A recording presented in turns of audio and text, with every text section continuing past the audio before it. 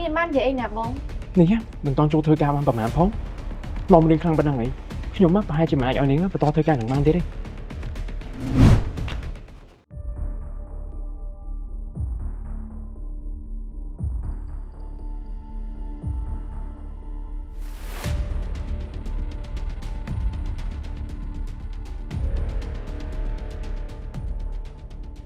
ខ្ញុំឮមកថាក្រុមហ៊ុនយើង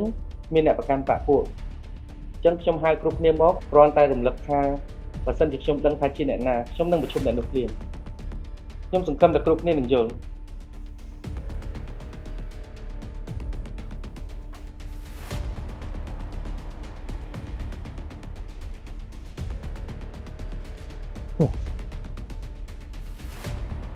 នេះឯងមែនដែលយករឿងការងារទទួលពីលោកប្រធានខ្ញុំមានបាននិយាយអីណាបងនេះមិនតន់ចូលធ្វើការបានប្រហែលផងមករៀនខ្លាំងប៉ុណ្ណឹងហីខ្ញុំមកប្រហែលជាមិនអាចឲ្យនាងបន្តធ្វើការនឹងបានទៀតទេបងតែខ្ញុំខំធ្វើឆាក់មាត់ឃើញអត់ខ្ញុំនិយាយមិនតន់ចប់ផងនាងក៏ប្រញាប់ប្រកែកចឹងនេះមិនតន់ចូលធ្វើការបានពេញសិទ្ធផងខ្លាំងហើយប៉ុណ្ណឹងហី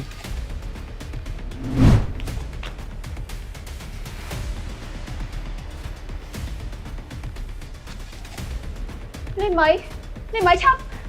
នេះមីលីមីបើសិនជាឯងចង់កិច្ចមុខពិធីនេះទៅដែរហើយឯងមកនឹងទៅអីសាច់កាយឯងត្រូវមកកិច្ចពីយើងធ្វើឯងបាច់ចិត្តចឹងខំប្រឹងកិច្ចយើងធ្វើអីគឺយើង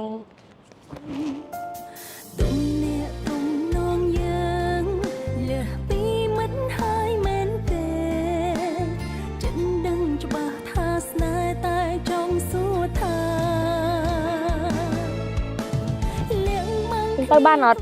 វាមានឯងគេធ្វើបាបយើងហ៎ប៉ុន្តែយើងនៅនាំតែជាបញ្ហាដល់ឯងឯងខឹងខ្ញុំថ្នាក់ហ្នឹងហ៎ហើយបើយើងនៅនាំបញ្ហាដល់ឯងទៅដែរយើងនៅទៅអីអ្នកណាថាឯងក៏ធ្លាប់និយាយដែរមិនចឹងអីឯងនេះហើយស្អែកមកធ្វើការវិញមកណាយើងនឹកឯងហ៎នឹកពេលដែលញ៉ាំផ្លាសន្តាជាមួយគ្នានឹកពេលញ៉ាំបាយនឹកពេលបដាគ្នានិយាយទៅនឹកគ្រប់ពេលដែលមានឯងយើងក៏ដូចគ្នាដែរអញ្ចឹងស្អែកយើងមានគ្នាវិញហើយចាំមើលថាគេហ៊ានធ្វើបាបយើងទៀតប៉ុន្តែយើងចូលធ្វើការកន្លែងថ្មីបាន2ថ្ងៃហើយហ្នឹងអញ្ចឹងហ៎អត់អីទេយើងជូនពរឯងជប់មនុស្សល្អហ៎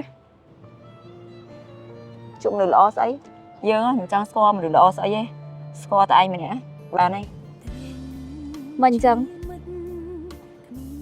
អត់ដឹងដែរប៉ុន្តែឯងបើចង់ដឹងទេចាំស្អែកឡើងចេញធ្វើការយើងជួបឯងញ៉ាំអីមិនដែរមែនហ៎